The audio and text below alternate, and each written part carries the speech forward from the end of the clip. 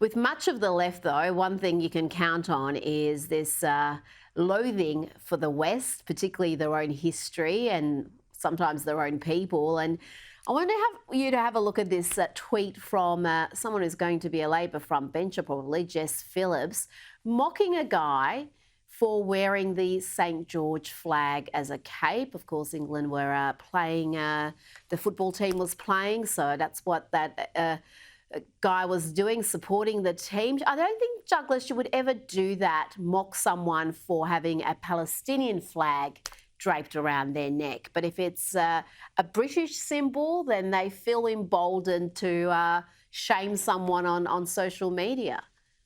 Oh yeah, I mean, this is. I mean, you mentioned earlier, Rita, that they listen to focus groups. Would that the politicians did listen to focus groups? They don't. They listen to a few deranged harridans on their own side most of the time, screaming banshees from the culture wars online. The real public, the normal public, want to have nothing to do with that nonsense.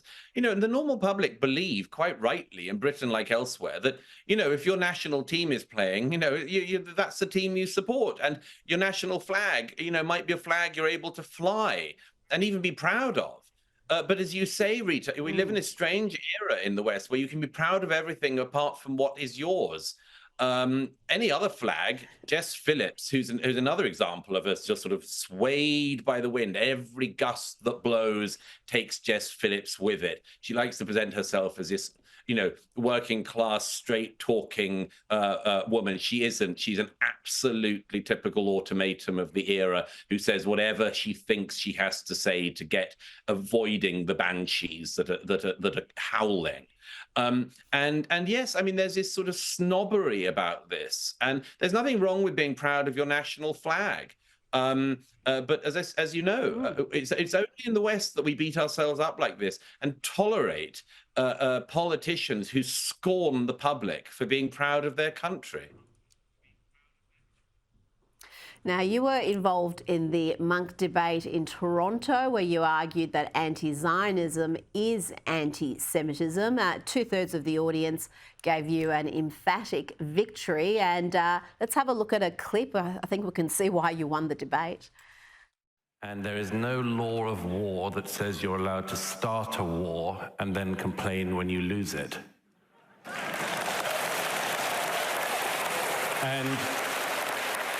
And if Mehdi cares about the Palestinian casualties, as I'm sure he does, then tell your bosses in Qatar to tell their friends in Gaza to stop the war and give back the hostages.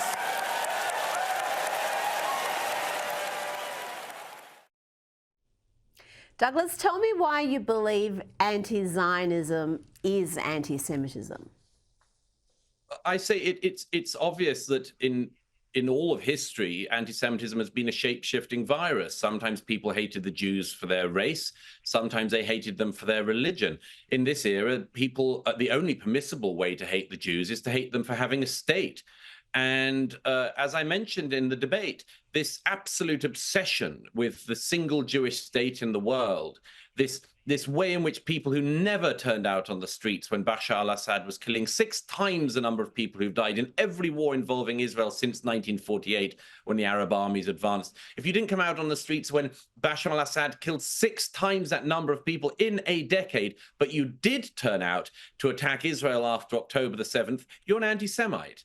And there are many, many other examples of this. I gave examples in Canada, in the city I was in, Toronto, synagogues firebombed, Jewish schools shot at, a Muslim mob going through a Jewish area screaming about these Zionist rats and pigs. And this is just anti-Semitism. And it's the only form of it. And as I said, this doesn't mean that everyone who is anti-Zionist knows they're an anti-Semite. Plenty of them are just incredibly ignorant and drinking from wells they don't understand. But a lot of them, and I think Mehdi Hassan is one of them, know exactly what they're doing. And it was a pretty vicious evening. Natasha Hausdorff, great British barrister, was on my side, and I think we convincingly won the hall. But we were against, some pretty unpleasant opposition. And one of them I was referring to there, Mehdi Hassan of Al Jazeera. He presents himself as caring about the Palestinian people. His bosses in Doha are one of the major supporters of Hamas and have the Hamas leadership living in Doha beside Al Jazeera's headquarters.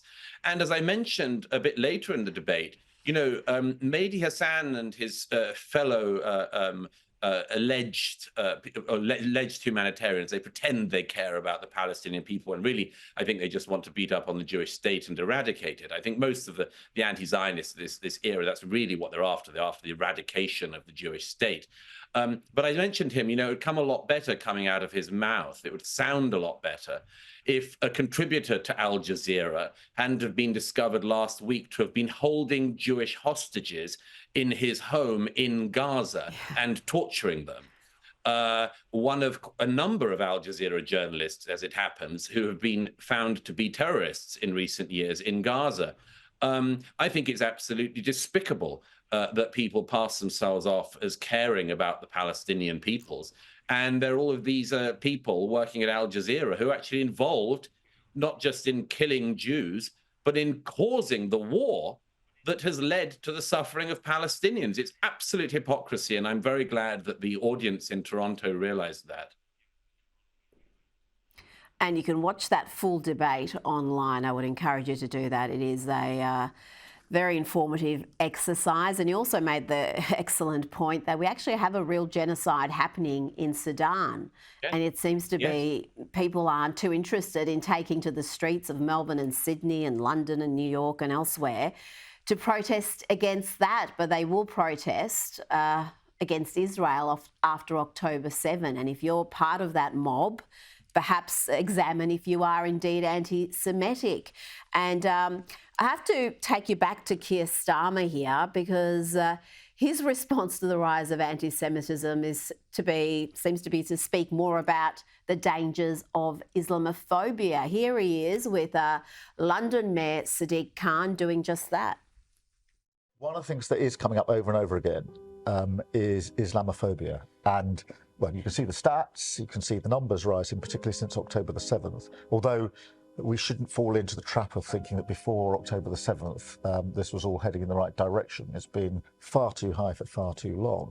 Clearly, we need to just say over and over again, Islamophobia is intolerable. It can never, ever be justified. And we have to continue with a zero tolerance approach. And I think there's more we can do in government. There's certainly stuff online which I think needs tackling much more robustly than it is at the moment. There you go, Douglas. We can look forward to more online censorship and campaigns to silence criticism that is deemed Islamophobic under Labor. Yeah, I would just like to put to Keir Starmer what he would do about something like that attack I just referred to in Toronto last week. If a Muslim mob shouting Allahu Akbar and shouting about the dirty pigs and rats in the Jewish neighborhood, if anyone criticizes that, is it Islamophobic or not? Is it possible to call out Islamic anti-Semitism? Or would it be Islamophobic? He and the other people pushing this have to be able to answer that question.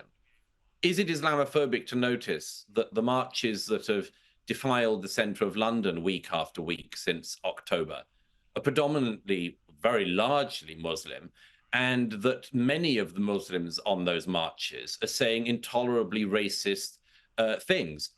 Is it Islamophobic to point that out? They're going to have to work this out, because if they don't, it's just going to be a huge and colossal circular firing squad for the coming years, metaphorically speaking, for now. And the lack of thought that people like Starmer have put into this, the pandering to communities, is, I think, a recipe for absolute disaster. You can stand up for the rights of all of your citizens to be able to live in peace, but that means standing up to hatred wherever it comes from, of the most extreme kinds. And Keir Starmer would find it easy, I'm sure, like all of us, to stand up to any actual far-right extremism. Can he stand up to the Islamic extremists? We'll see. Now, before you go, overnight we saw the climate cultists of Just Stop Oil attack Stonehenge. Their demented demands include Britain's next government committing legally to phasing out fossil fuels by 2030. Let's have a quick look.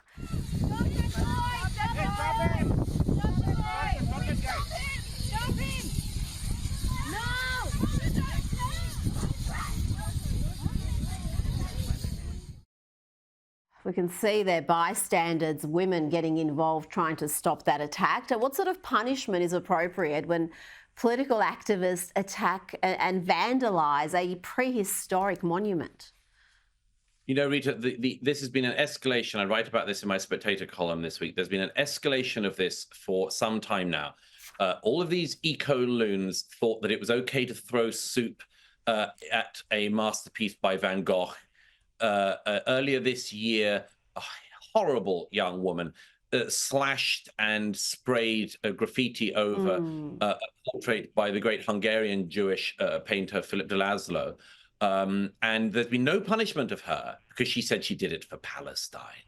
Yeah, right. And now we see these eco-loons attacking one of Britain's most important archaeological sites. It really tells you everything you need to know about a movement when, in order to save the planet, as they pretend they want to do, they destroy the planet. I don't believe these people are driven by anything other than narcissism, boredom, extremism, and a couple of other such things. They are vicious narcissists, and they're desperately seeking for some kind of cause, and they are trashing our history, and they're trashing our holy places and our places of learning and culture, and they're getting away with it.